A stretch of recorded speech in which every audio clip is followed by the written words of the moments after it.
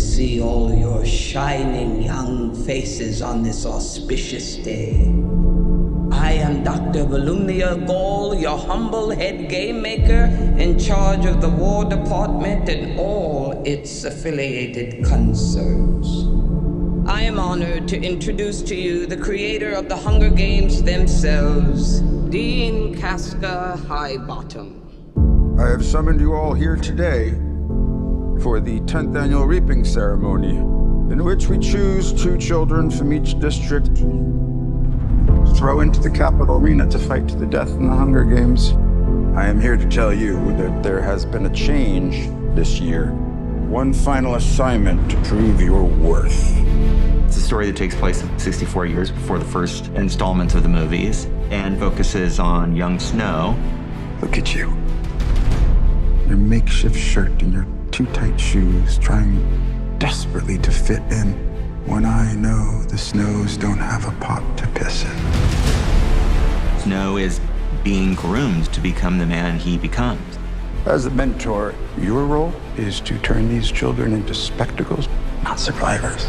Persuade them to perform for the camera.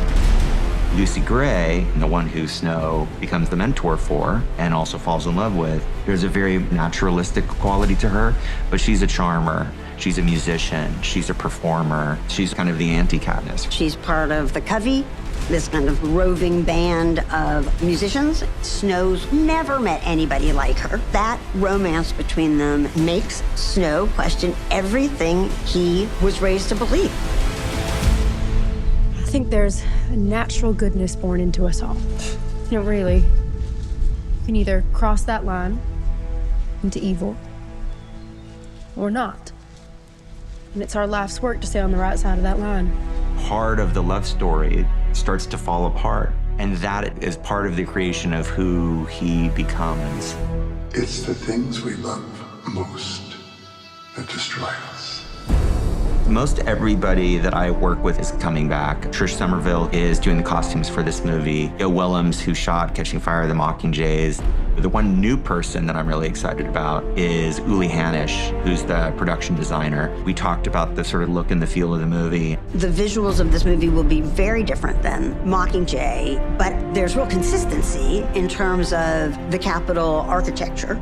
We get to sort of reinvent the world of Panem, to sort of deconstruct what the games are that we're sort of used to and go back in time.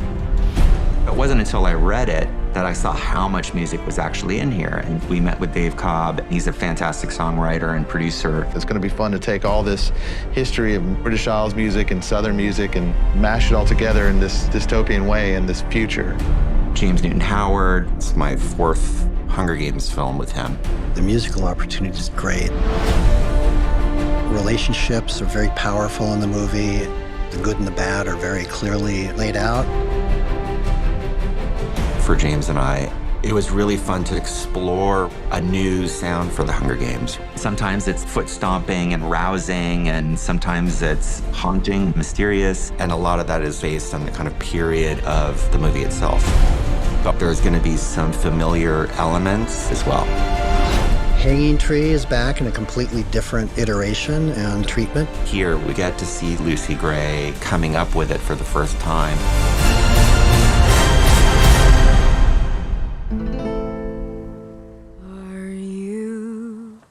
Are you coming to the tree where I told you to run so we'd both be free? Strange things did happen here, no stranger would it be if we met up at